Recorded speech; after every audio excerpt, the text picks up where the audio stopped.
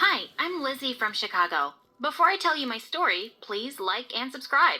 I grew up with two loving parents and an amazing sister, Patty. She was 2 years older than me, but she was my best friend, and I stuck to her like glue. Once when I was 7, I just bought popsicles from an ice cream truck when suddenly a tall boy blocked my way and knocked them out of my hand.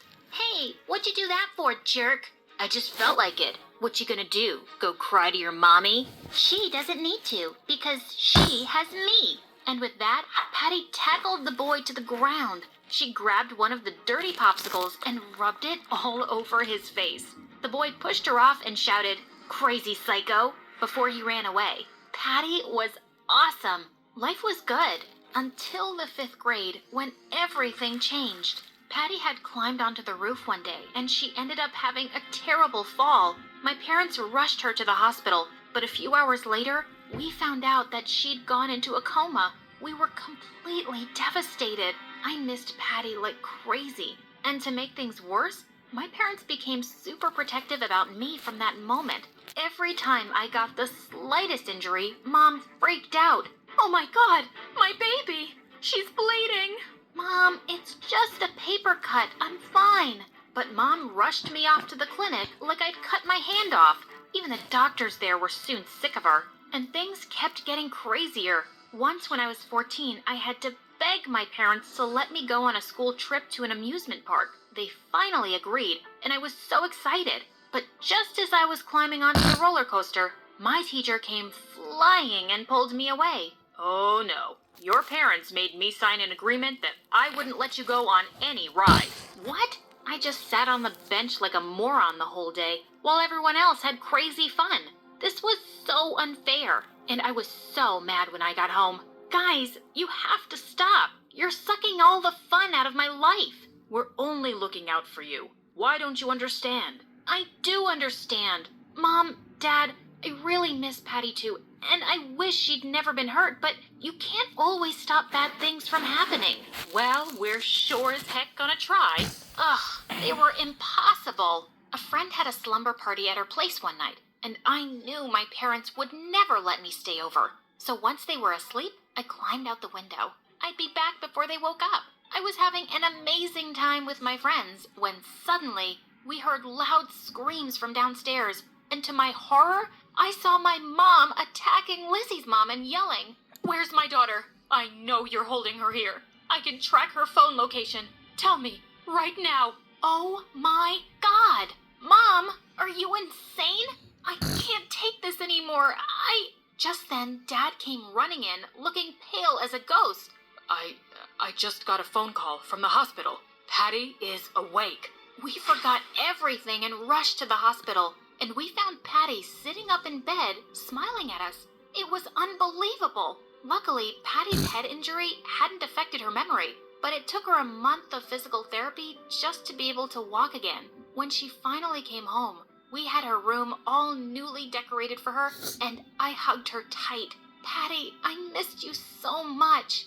"I missed you too, Lizzie." Patty was now 16, but her mind still seems like that of a 12-year-old. I felt like the older sister now, and it felt a bit strange talking to someone who had no idea what had happened in the past 4 years. "Oh, any new songs by One Direction?" "Oh, no, Patty. They broke up soon after your accident." "Oh, I see.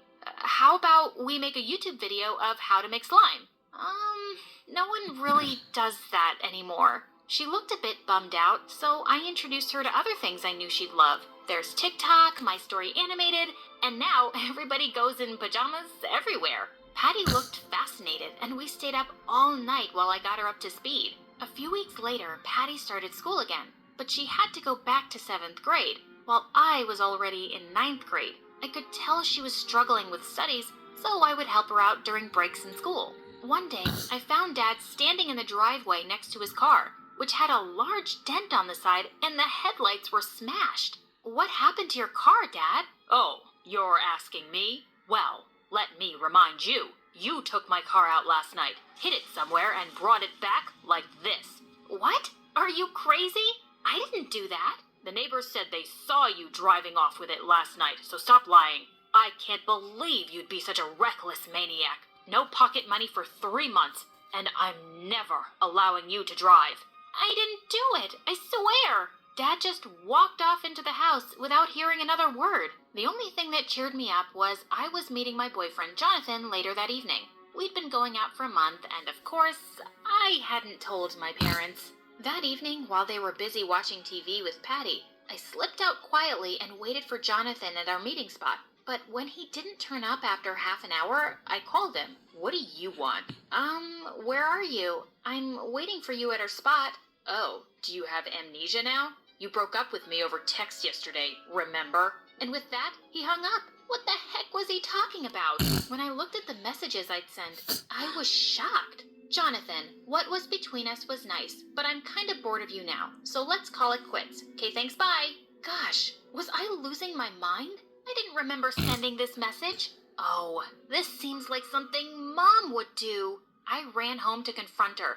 Where are you coming from, Lizzie? Oh, I went to meet my boyfriend. Yeah, don't look so shocked. Mom, you already know about him. After all, you're the one who broke up with him from my phone. What rubbish. I didn't know anything about a boyfriend before, but thanks for telling me now. You're grounded. Just then, I saw Patty behind my parents, and she had an evil smile on her face. Oh my God! Patty, you did all this, didn't you? Wrecked Dad's car? Stole my phone? It's you! My poor Patty has barely learned to walk again, and you're saying she took my car? You're awful for trying to blame things on your sister, Lizzie. Don't you dare say another word about Patty. Maybe you're just jealous she's been getting more attention since she's come back to us. I couldn't believe they had just said that.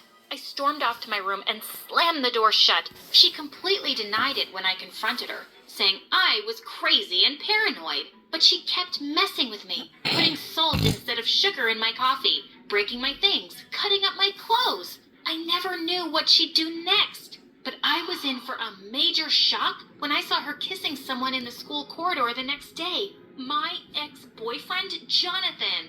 I marched up to her and pulled her away. What do you think you're doing? Kissing my boyfriend. Why? Are you jealous? Are you out of your mind? Jonathan, since when have you been dating my sister? Not that it's any of your business, but it just happened. I like how mature she is for her age. Of course she's mature. She's 2 years older than you. She's a 16-year-old dummy witch in 7th grade. Suddenly, Patty leapt forward and attacked me.